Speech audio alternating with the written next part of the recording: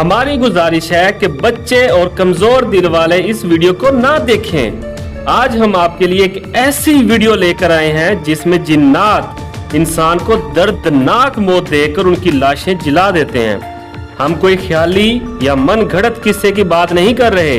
ये एक सच्चा वाकया 14 नवंबर 1995 की रात को पेश आता है। दुनिया भर के अखबारात, टेलीविजन इस खबर को नशर करते हैं और अब भी ये अजीबोगरीब वाकया जब लोगों को सुनाया जाता है तो वो हैरत में मुब्तला हो जाते हैं कि क्या ऐसा भी हो सकता है।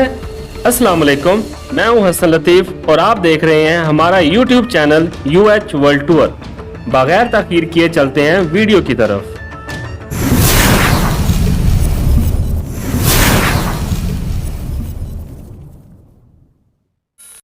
चौदह नवंबर 1995 की एक रात है। चाइना के दारुल हुकूमत बीजिंग से थोड़ा सा दूर एक बस टर्मिनल है जिसका नाम है युआन मिंग युहान। इस बस टर्मिनल से रात गई एक बस निकलती थी जो रातों रात सफर करते हुए फ्रैग्रेंट हिल पहुंचती थी। हुआ कुछ यूं कि नवंबर की रात अपने मुकर्ररा टाइम पर बस निकली मगर अपने आखिरी स्टॉप यानी फ्रैग्रेंट हिल न पहुंची। जिस रूट पर यह बस चलती थी उसको रूट नंबर 375 कहा जाता था। कानून कुदरत भी है, हुक्म खुदा भी और मौला अली का फरमान भी कि रात के वक्त सफर ना करो। मगर इन बदकिस्मत लोगों को क्या पता था कि इनके साथ ऐसा वाकया पेश आएगा। जब बस अपने टर्मिनल से निकली तो इसमें दो लोग सवार थे, एक बस ड्राइवर और एक बस की लेडी कंडक्टर। थोड़ी देर चलने के बाद ये बस एक स्टॉप पे रुकती है जिसमें 4 लोग सवार हो जाते हैं, 2 मियाँ बीवी, एक बूढ़ी औरत और एक लड़का। इसके बाद बस अपनी मुसाफत तय करने लग जाती है। रात के 2 बज जाते हैं कि ड्राइवर अचानक देखता है कि सामने 2 लोग बस को रोकने का इशारा कर रहे हैं। अमूमन उन्हें यहाँ सवारी कम ही मिलती थी। बहरहाल वो मुसाफिर को देखकर बस रोक लेता है और कंडक्टर को कहता है कि इनको बिठाओ। कंडक्टर जब उनको देखती है तो वह हैरान परेशान हो जाती है क्योंकि ये 2 लोग नहीं बल्कि 3 लोग होते हैं। 2 लोगों के दरमियान एक आदमी उनके कंधों पर हाथ रखकर खड़ा था। उसके बाल काफी लंबे थे और उसका मुंह भी ठीक तरह से नजर नहीं आ रहा था। बहरहाल ये तीनों लोग बस पर सवार हो जाते हैं और एक बार फिर बस अपनी मुसाफत तय करने लग जाती है। कुछ देर बाद इसमें से मियाँ बीवी उतर जाते हैं और बस फिर से चलना शुरू कर देती है। अचानक बस में मौजूद बूढ़ी औरत की नजर इन 3 लोगों पर पड़ जाती है जिनकी सिरे से टांगे ही नहीं होती। बूढ़ी औरत हालात को भांप लेती है। वो उनको बगैर कुछ महसूस कराए चलाना शुरू कर देती है कि साथ बैठे नौजवान लड़के ने मेरा पर्स चुरा लिया है। नौजवान लड़का हैरान और परेशान हो जाता है और कहता है कि मैंने चोरी नहीं की। इसी दौरान बस की कंडक्टर इनके पास आती है और कहती है कि आप क्यों बहस कर रहे हैं। तो बूढ़ी औरत कहती है कि इसने मेरा पर्स चुराया है। लड़का नहीं मानता।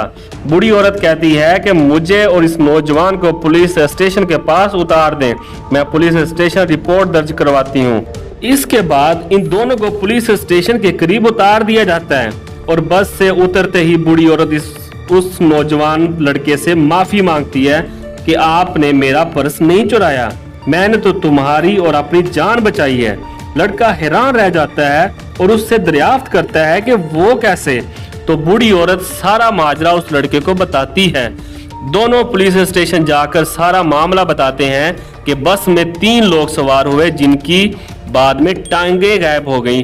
पुलिस वाले उनका मजाक उड़ाना शुरू कर देते हैं। उसके बाद ये नौजवान लड़का और बूढ़ी औरत पुलिस स्टेशन से चले जाते हैं। हुआ कुछ यूं कि वो बस अपने मुकर्ररा हद तक ना पहुंच पाई। पुलिस स्टेशन में इत्तला दी गई और पुलिस कुछ दिनों बाद वो बस ढूंढ निकालती है। ये बस एक झील के अंदर से मिली। जब बस में देखा गया तो उन्हें 3 जली हुई लाशें मिली। जी हाँ, लाशें। ये लाशें ड्राइवर, लेडी कंडक्टर और उस लड़के की थी जो दरमियान में दोनों आदमियों के कंधे पर हाथ रखे होता है।